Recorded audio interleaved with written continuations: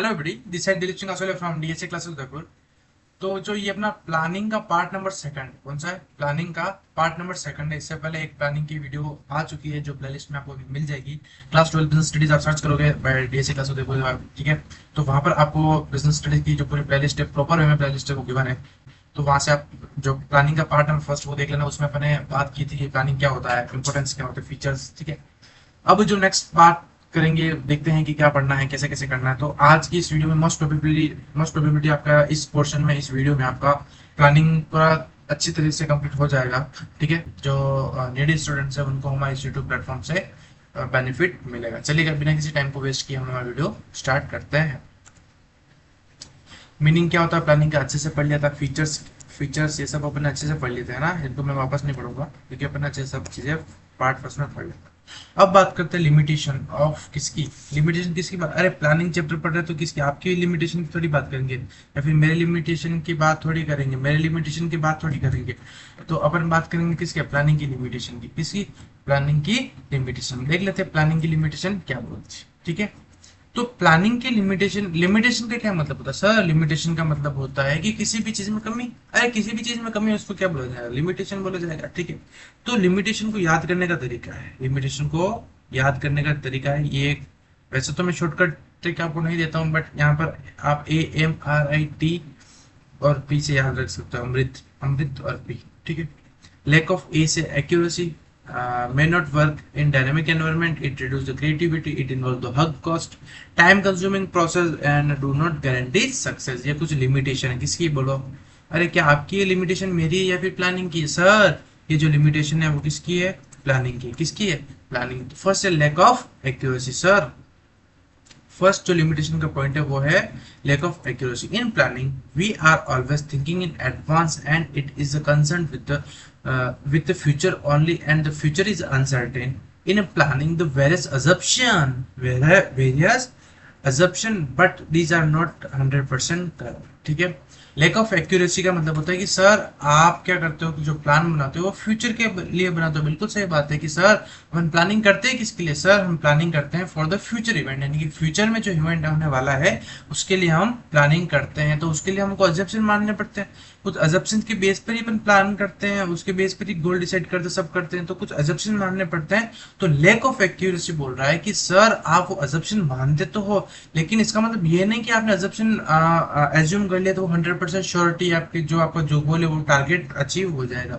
तो फर्स्ट क्या है, लैक ऑफ एक्यूरेसी, यानी कि सर जो आपका जो अजम्पशन है वो जरूर नहीं कि जो आपका गोल है वहां तक वो अजम्पशन आपको लेके चले। यानी कई बार क्योंकि बिजनेस एनवायरनमेंट क्या है, अरे अनसर्टेन है, डायनेमिक है, चेंज होता रहता है। तो कभी कभी आपका जो गोल है जो आपने सोचा था उस अकॉर्डिंग प्लानिंग नहीं हो पाती है। तो इसको क्या बोलेंगे, लैक ऑफ एक्यूरेसी। यानी बिजनेस एनवायरनमेंट चेंज होता रहता है, अनसर्टेन है, तो फ्यूचर में क्या होने वाला है अपने को नहीं पता। तो अपन काम भाई प्लानिंग किसके बेस पे करते हैं, अजम्पशन के बेस पर ही करते हैं। तो जो अजम्पशन बना है तो जरूरी नहीं कि 100% वो करेक्ट हो, ठीक है। बोलो लैक ऑफ एक्यूरेसी समझ में आया अपने भी।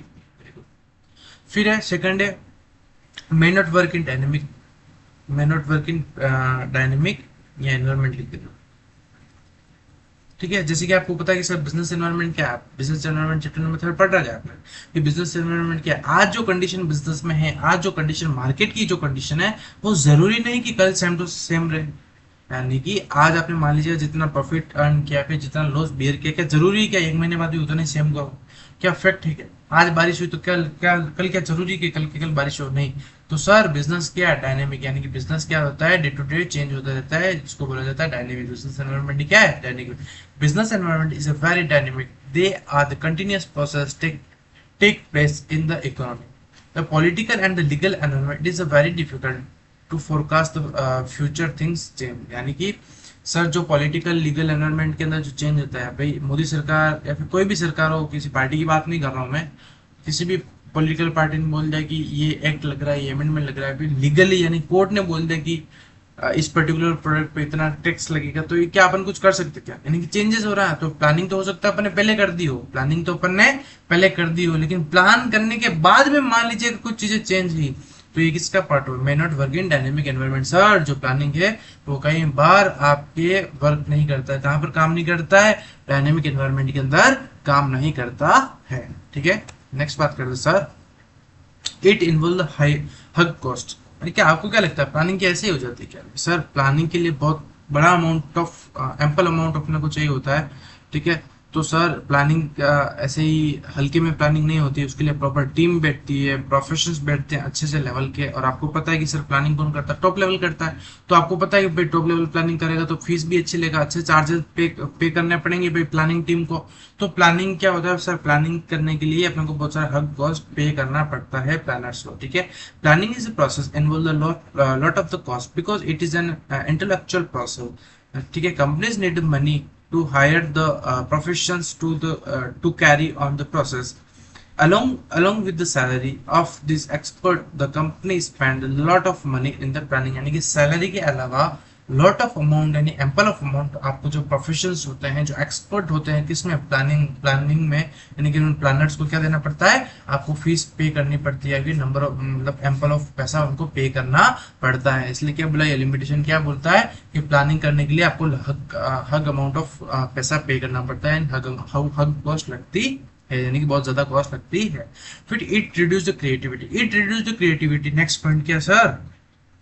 नेक्स्ट पॉइंट है आपका इट रिड्यूस द क्रिएटिविटी इसलिए बोला क्योंकि आपको पता है कि प्लानर्स होते हैं वो कौन से लेवल के होते हैं? अरे भाई जो प्रोफेशंस होते हैं वो कौन से लेवल के होते हैं सर? जो प्रोफेशंस होते हैं आपके वो टॉप लेवल पे होते हैं, यानी कि सर जो प्लानिंग करता है वो कौन सा लेवल करता है? सर जो प्लानिंग है वो आपका टॉप लेवल मैनेजमेंट करेगा। तो अब मेरे को बताओ क्या मिडिल लेवल और लोअर लेवल को क्या मौका मिल रहा है क्या प्लानिंग करने का? नहीं मिल रहा है। तो इसलिए बोला कि इसमें जो क्रिएटिविटी बढ़ रही है तो क्रिएटिविटी खाली उन प्लानर्स की बन रही है, ठीक है। प्लानर्स की बन रही है या फिर टॉप लेवल मैनेजमेंट की बन रही है, क्योंकि वो भी उनकी सुन रहे तो कहीं चीजें उनको स्किल्स डेवलपमेंट होती है। लेकिन मेरे को क्या बताओ क्या लोअर लेवल या फिर मिडिल लेवल है उनकी क्या कोई स्किल्स बढ़ रही है क्या? नहीं सर, उनकी कोई भी स्किल्स नहीं बढ़ रही। इसलिए यहाँ बोला इट रिड्यूस द क्रिएटिविटी। तो इट रिड्यूस द क्रिएटिविटी आगे अपने लिख लेना। क्रिएटिविटी किसकी रिड्यूस होती है? लोअर लेवल की, ठीक है, एंड मिडिल लेवल, ठीक है। लोअर लेवल और मिडिल लेवल की कहीं कहीं क्रिएटिविटी को डैमेज पहुंचता है। With the planning of the manager of the organisation start working digitally and they become the blind followers of the plan only, so managers do not think initiative, ठीक है। तो उसके लिए कोई मैनेजर को इनिशिएटिव नहीं लिया जाता है, कोई जो आपके लोअर लेवल या फिर मिडिल लेवल के जो लोग होते हैं उनको कोई इनिशिएटिव नहीं दिया जाता है कि आप भी प्लान के अंदर पॉलिसीज के अंदर आपका योगदान हो या फिर आप भी हेल्प करो, क्या ऐसा कर सकते हो। तो कोई सजेशन नहीं दिया जाता है, यानी कि कोई भी इनिशिएट नहीं दिया जाता है। किसको? आपको मेरे को या फिर मिडिल लेवल लोअर लेवल को? मिडिल लेवल लोअर लेवल को, यानी कि जो भी प्लानर्स होते हैं वो कौन से लेवल के होते हैं सर? जो भी प्लानर्स होते हैं वो आपके टॉप लेवल के होते हैं, ठीक है। आई होप कि यहाँ तक आपको बच्चों को अच्छे समझ में आया होगा। अब जैसे कि आपको पता है कि प्लानिंग करना कोई बच्चों का काम नहीं है, बहुत बड़े बड़े प्लानर्स बैठते हैं, प्रोफेशंस बैठते हैं, हर अमाउंट ऑफ कॉस्ट चाहिए, ठीक है। तो क्या आपको क्या लगता है, क्या जैसे कि कल अपने को कुछ इम्प्लीमेंट करना है तो अभी के भी क्या प्लान बनना पॉसिबल है क्या? नहीं।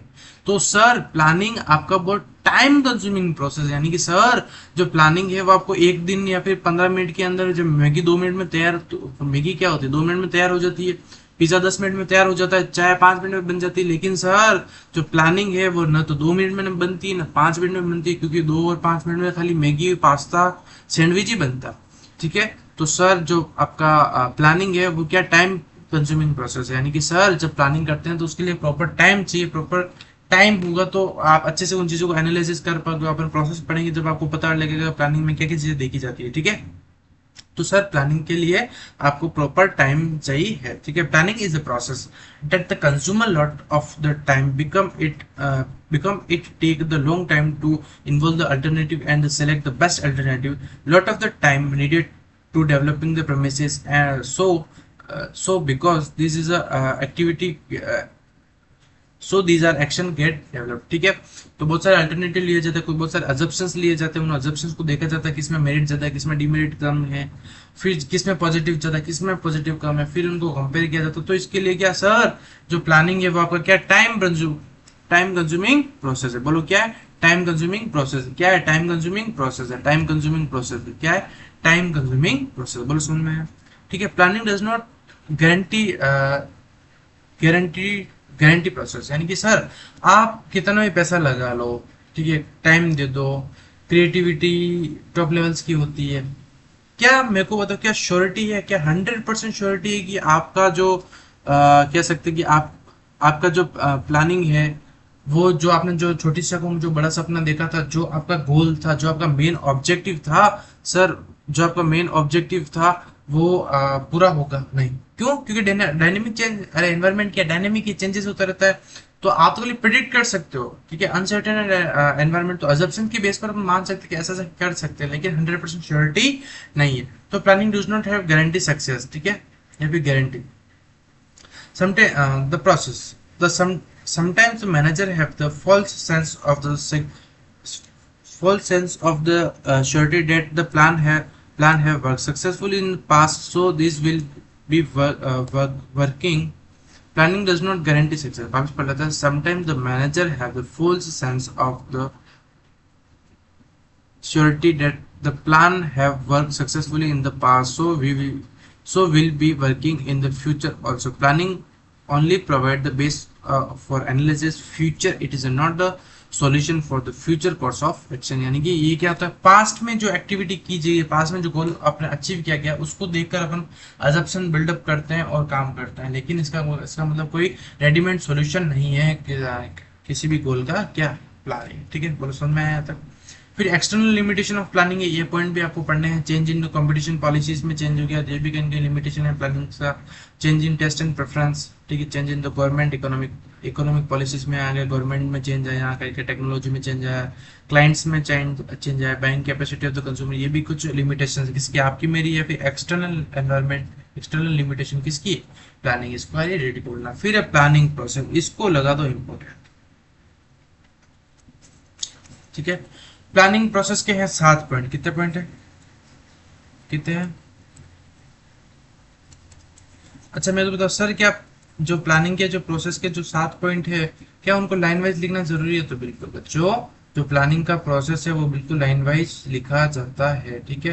यानी कि ऐसा नहीं कि जो आपका फर्स्ट पॉइंट है वो थर्ड पे डाल रहे हो, थर्ड का जैसे कि ये वाला पॉइंट आप यहाँ लगा रहे हो, इसको यहाँ ले जा रहे हो, इसको यहाँ ले जा रहे हो, इसको यहाँ ले जा रहे हो, बिल्कुल गलत हो जाएगा। तो सर प्लानिंग प्रोसेस को ध्यान रखना है, बिल्कुल सीक्वेंस वाइज ही आपको लर्न आउट करना है, ठीक है। तो क्या करना है, बाकी इंपोर्टेंस लिमिटेशन का ऊपर नीचे हो जाएगा तो कोई इशू नहीं है, बड़ी बात नहीं है, नेचर से। लेकिन जो प्लानिंग प्रोसेस है वो सीक्वेंस वाइज ही आपको याद रखना। फर्स्ट है setting up the objective, developing premises, फिर listing the best alternative, evaluating the best alternative, select and alternative, फिर implementing the plan and the follow up action. एक एक को अच्छे से पढ़ते हैं।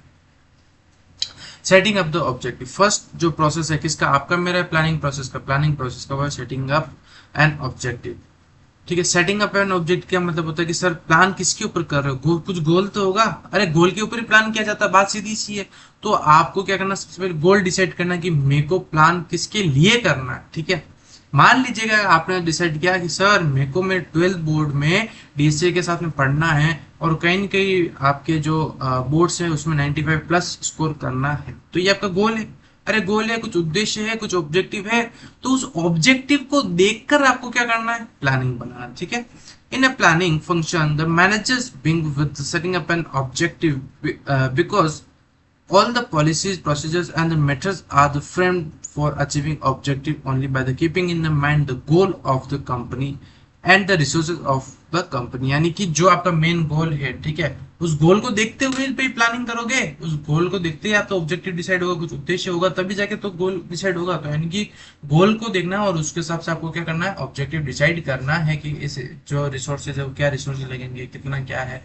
तो सबसे पहले क्या करना, सेटिंग अप एन ऑब्जेक्टिव, यानी उद्देश्य क्या है, ठीक है।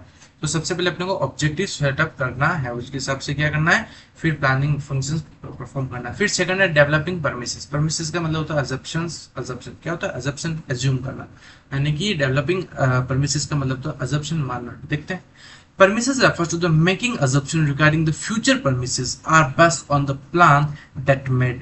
Many forecasts are made to find out the demand of the product, change in the environment, government, competitor policies, ठीक है। डेवलपिंग परमिसेस का मतलब होता है कि सर जो आपने ऑब्जेक्टिव जो फ्रेम आउट किया है, जो ऑब्जेक्टिव, उसके बाद में आपको कुछ अजम्पशंस मानने पड़ेंगे, ठीक है, क्योंकि फ्यूचर क्या है, अनसर्टेन है। अरे बिजनेस एनवायरनमेंट क्या है, चेंज है, आज क्या कंडीशन है, जरूर थोड़ी वो कल के कल कंडीशन हो। तो पास्ट को देखते हुए अपन क्या करते हैं, कुछ अजम्पशन मानते हैं, कुछ अजम्पशन मानते हैं। सबसे पहले ऑब्जेक्टिव को डिसाइड करना, ऑब्जेक्टिव डिसाइड हो जाएगा, फिर अपने को कुछ अजम्पशन बिल्डअप करने हैं, ठीक है, किसके लिए, प्लानिंग के लिए। थर्ड है listing the various alternatives. Listing the various alternative बोलता है कि सर आपको अलग अलग मेथड्स पता करने, यानी उसकी लिस्ट बनानी है कि उस काम को उस टारगेट तक पहुंचने के लिए अपन उस काम को कैसे कैसे कर सकते हैं, किस किस वे में उस काम को कर सकते हैं, ठीक है। तो after setting up the objective the manager make list of alternatives through which the organisation goal can be achieve. So the manager list all the alternative, ठीक है। ऑब्जेक्टिव डिसाइड कर लेगा, फिर अजम्पशंस डेवलप कर लेगा। देन आफ्टर थर्ड काम क्या करता है सर, वो क्या करता है वेरियस अल्टरनेटिव, यानी उस ऑब्जेक्टिव तक पहुंचने के लिए आप क्या क्या मेथड चूज कर रहे हो, किस टाइप से आप उस वहां तक पहुंचोगे, क्या क्या चीजें फॉलो कर रहे हो, उसकी लिस्ट बनानी है। उसकी क्या बनानी है, लिस्ट। फोर्थ पॉइंट है इवोल्यूटिंग द बेस्ट अल्टरनेटिव। फिर क्या करना है, after making the list of the various alternative along with the assumption the manager start the alternative and note down the positive and the negative aspect of every alternative. Manager must list of the positive aspect as well as negative aspect.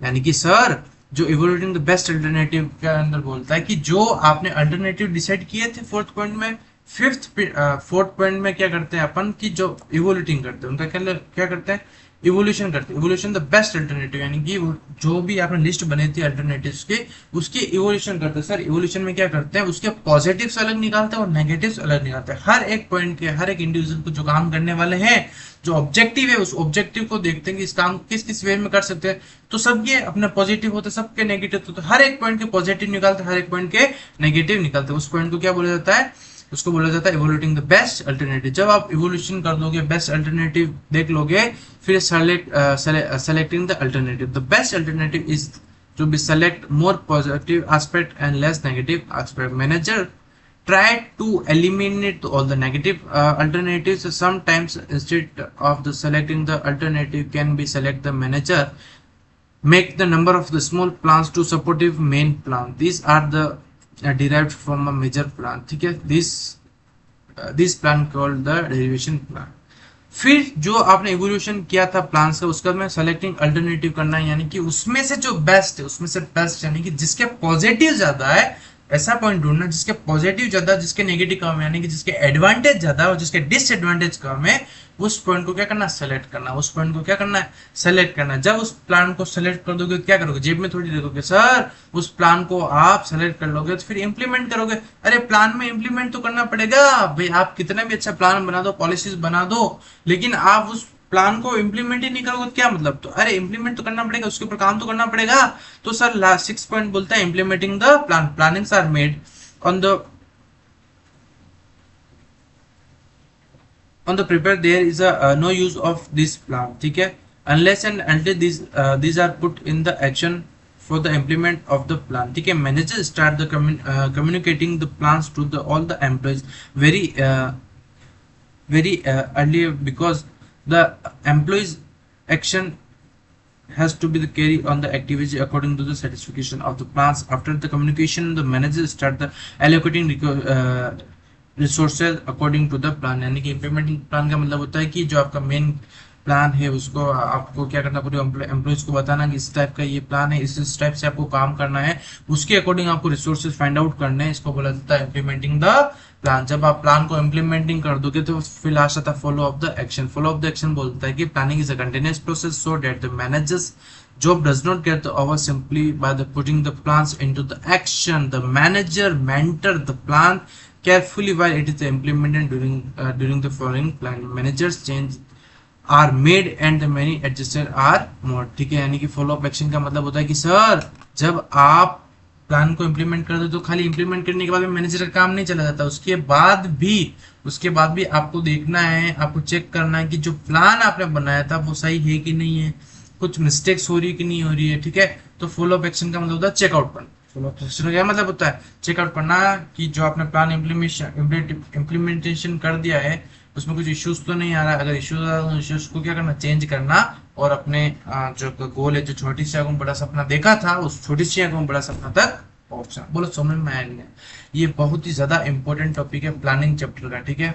एक बार वापस रिकेट कर रहा था तो planning process में setting up an objective, सबसे पहले उद्देश्य यानी कि क्या प्लान है वो मतलब ऑब्जेक्टिव सेटअप करो, ऑब्जेक्टिव सेट करने के बाद कुछ अजम्पशन मानने पड़ेंगे, फिर उस काम को करने के लिए क्या क्या तरीके हैं उसको बोलते हैं लिस्टिंग द वेरियस अल्टरनेटिव, फिर इवोल्यूशन द बेस्ट अल्टरनेटिव, फिर हर एक पॉइंट के पॉजिटिव नेगेटिव निकालो, फिर उसमें से बेस्ट सेलेक्ट करो, सेलेक्ट करने के बाद में अपने जेब में नहीं रखना, उसको क्या करना है इंप्लीमेंट करना है, ठीक है। इंप्लीमेंट करने के बाद में फिर आपको फॉलोअप एक्शन में होता है कि सर जो आपने प्लान बनाया उसको देखो कि उसमें कुछ मिस्टेक हो गया तो उसको चेंज करो, ठीक है। सेकंड है टाइप्स ऑफ प्लान, सेकंड क्या टॉपिक है टाइप्स ऑफ प्लान, छोटा सा टॉपिक है, ज्यादा इंपॉर्टेंट नहीं है लेकिन तो भी आपके अंदर इंक्लूड है, एनसीईआरटी में तो पढ़ना ही है। मेन इंपॉर्टेंट क्या प्रोसेस है। टाइप्स ऑफ प्लान, ऑब्जेक्टिव्स क्या होते हैं, they are the end result of the every activity, objective यानी उद्देश्य, गोल, अरे गोल क्या होते हैं हर एक भाई, आज आप गोल देखो, गोल है तभी तो आप पढ़ रहे हो। अब गोल क्या है, 12 में बोर्ड में स्कोर करना, हर एक ऑर्गेनाइजेशन का गोल होता है, तो गोल मतलब ऑब्जेक्टिव होता है, क्या होता है लिख लेता हूँ मैं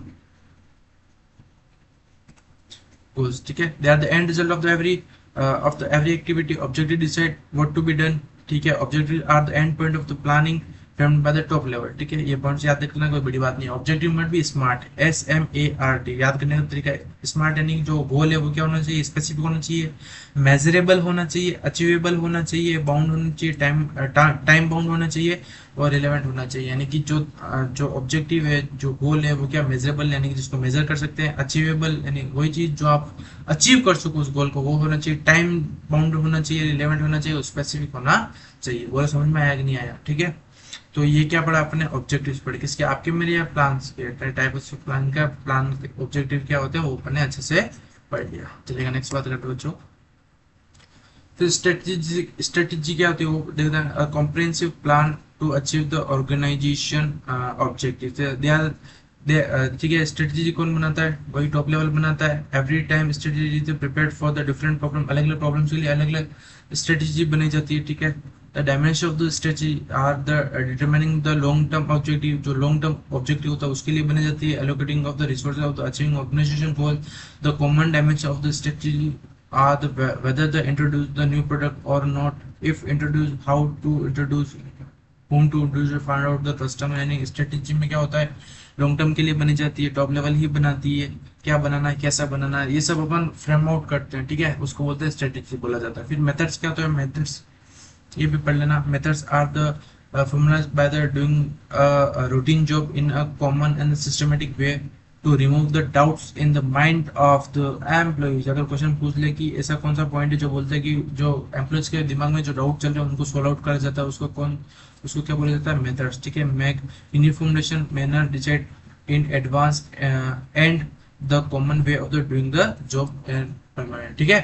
तो सर मेथड में क्या होता है बोलो, समझ में आया। मेथड में क्या होता है, फॉर्मुलेशन करना, रूटीन जॉब करना, अगर किसी भी एम्प्लॉयज के अंदर जो इश्यूज आ रहे हैं उन इश्यूज को सॉल्व आउट करना, ये काम होता है मेथड्स का, ठीक है। पॉलिसीज क्या होती है, policies are the own way of the organisation to solve the particular problem, यानी कोई भी पर्टिकुलर प्रॉब्लम्स को सोल्व करने के लिए सर क्या होता है, पर्टिकुलर प्रॉब्लम को सोल्व करने के लिए आपके पास में पॉलिसीज होती, ठीक है। इनको रीड आउट करना ज्यादा कोई बड़ा टास्क नहीं, कल मैंने रूल्स पॉइंट्स बता के पॉइंट्स को पढ़ लेना। Policies are made for the top level, आपको पता है कि पॉलिसीज कौन बनाता है, टॉप लेवल बनाता है। Policies are derived from the objective of the company, जो कंपनी का ऑब्जेक्टिव होता है उसके अकॉर्डिंग डिराइव्ड होती है, उसके अकॉर्डिंग अपने पॉलिसीज बनानी पड़ती है। सीधी सी बात है ना भाई, ऑब्जेक्टिव के बेस पर ही बनाएंगे ना पॉलिसीज तो। फिर रूल्स क्या होता है, rules are the normals regarding the action of the action employees in the guide behaviour of the employees, ये पढ़ लेना, कोई इतना ज्यादा है नहीं, है ना, हार्ड टास्क नहीं। और प्रोसीजर्स क्या होता है ये भी पढ़ लेना आप, है ना, इसको रीड आउट कर लेना सफिशिएंट है। Programmes, budget, single use plan, इसको इंपॉर्टेंट कर लेना है। सिंगल यूज प्लान क्या होता है, सिंगल यूज प्लान वो प्लान होता है जो एक बार एक शॉर्ट टाइम के लिए बनाया जाता है, जो एक बार यूज करके उसका काम खत्म हो जाता है, उसको बोलते हैं single use plan. Standard plan का होता है सर जो प्लान लॉन्ग टर्म में बनाया जाता है, जो प्लान लॉन्ग टर्म में बनाया जाता है, ठीक है, जिसको बार बार रिपीटेड में अपन उस प्लान को यूज करते हैं उसको क्या बोला जाता है, स्टैंडिंग प्लान बोला जाता है, ठीक है।